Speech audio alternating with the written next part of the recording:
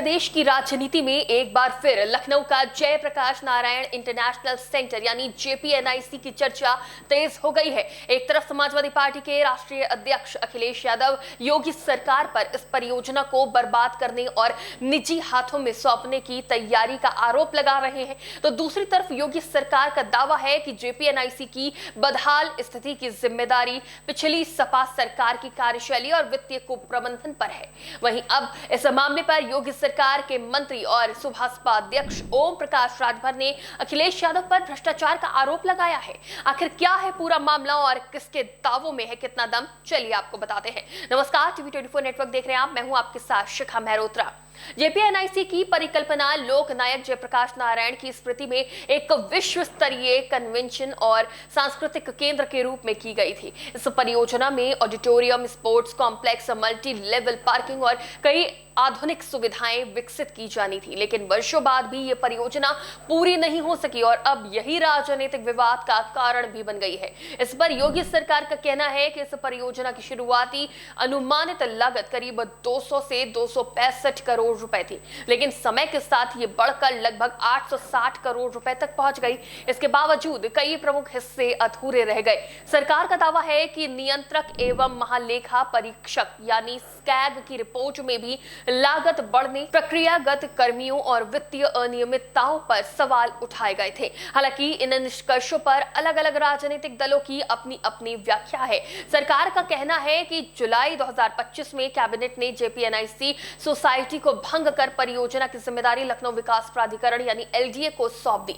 सरकार के मुताबिक अब इस परियोजना को पब्लिक प्राइवेट पार्टनरशिप यानी पीपीपी मॉडल के तहत पूरा किया जाएगा, ताकि सरकारी खजाने पर अतिरिक्त बोझ डाले बिना इसे जनता के उपयोग के लिए तैयार किया जा सके। सरकार का दावा है कि पूरा होने के बाद यहां आधुनिक कन्वेंशन सेंटर, राज्य स्तरीय ऑडिटोरियम, स्पोर्ट्स कॉम्प्लेक्स और लगभग 750 वाहनों की क्षमता वाली मल्टी लेवल पार्किंग जैसी सुविधाएं उपलब्ध होंगी। इसी मुद्दे पर सुभाषपा अध्यक्ष ओम प्रकाश राजभर ने सोशल मीडिया पर अखिलेश यादव पर तीखा हमला बोला। बता दें कि ओपी राजभर ऐसा कोई दिन नहीं है जिस दिन अखिलेश यादव को किसी मुद्दे पर घेरे ना हो।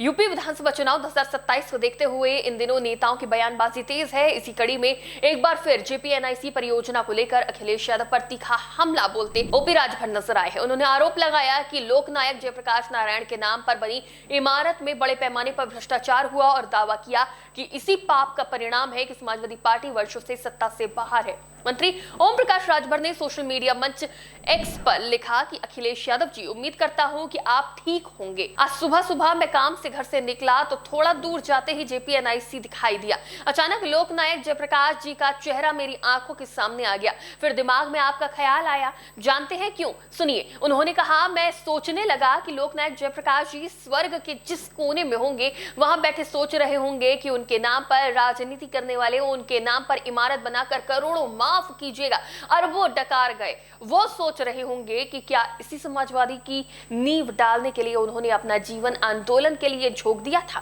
राजभर ने कहा कि मित्र, कम से कम जयप्रकाश नारायण जी के नाम पर बन रही बिल्डिंग में तो घोटाला नहीं करना चाहिए था। एक बिल्डिंग उनके नाम पर बना रहे थे, कम से कम उसे तो बख्श देते। उनके नाम पर भी 200 करोड़ की बिल्डिंग का काम आपने 860 करोड़ में कराया, बिल्डिंग भी पूरी नहीं बनाई। उन्होंने कहा कि यकीन मानिए, जयप्रकाश नारायण जी की पुण्य आत्मा का ही श्राप है कि आप 9 साल से सत्ता से बाहर हैं और आगे भी दोबारा कभी सत्ता में नहीं आएंगे। ओपी राजभर ने आगे लिखा, लोकनायक जयप्रकाश जी श्रद्धेय हैं, आदरणीय हैं, पूजनीय हैं, उनके नाम पर भ्रष्टाचार छी। उन्होंने कहा कि उम्मीद करते हैं कि भ्रष्टाचार की इमारत को जब जब आप निहारेंगे तब तब आप ऊपर से शांत भले दिखें, लेकिन अंदर अंदर ग्लानि और पश्चाताप जरूर होगा। पूर्वजों का सम्मान कीजिए, उनके नाम पर भ्रष्टाचार अच्छी बात नहीं है।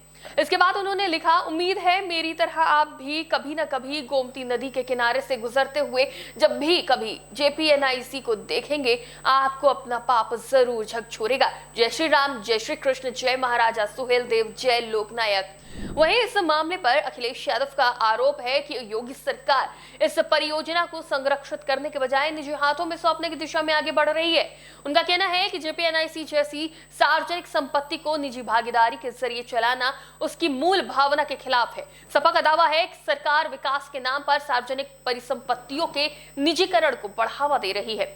बहरहाल इन आरोपों के बाद अब सवाल ये है कि इसकी सच्चाई क्या है। क्या परियोजना की लागत में हुई बढ़ोतरी सामान्य निर्माण प्रक्रिया का हिस्सा थी या फिर इसमें वित्तीय गड़बड़ियां हुई? क्या पीपीपी मॉडल इस परियोजना को पूरा करने का सबसे बेहतर विकल्प है या इससे सार्वजनिक नियंत्रण कमजोर होगा? इन सवालों पर राजनीतिक दलों के अलग अलग जवाब देखने को मिल रहे हैं। ये भी सच है कि परियोजना वर्षों से अधूरी पड़ी रही और इसका लाभ आम जनता को नहीं मिल पाया। दूसरी ओर ये भी तथ्य है कि किसी भी वित्तीय अनियमितता या भ्रष्टाचार के आरोप का अंतिम निष्कर्ष केवल सक्षम जांच एजेंसियों या अदालतों की प्रक्रिया से ही तय होता है। फिलहाल जेपीएनआईसी को लेकर सियासी जंग तेज है। सरकार इसे पिछली सरकार की विफलता बता रही है, जबकि समाजवादी पार्टी सरकार पर इस धरोहर के निजीकरण का आरोप लगा रही है। अब आने वाले समय में यह देखना होगा कि एलडीए के जरिए इस परियोजना का काम कितनी तेजी से आगे बढ़ता है और क्या ये वास्तव में लखनऊ की नई पहचान बन पाती है। लेकिन एक बात तय है कि जनता अब सिर्फ आरोप प्रत्यारोप नहीं बल्कि जमीन पर पूरा हुआ काम भी देखना चाहती है। इस पूरे मामले पर आपकी क्या राय है, हमें कमेंट बॉक्स में जरूर बताएं। फिलहाल के लिए देखते रहिए टीवी 24 नेटवर्क।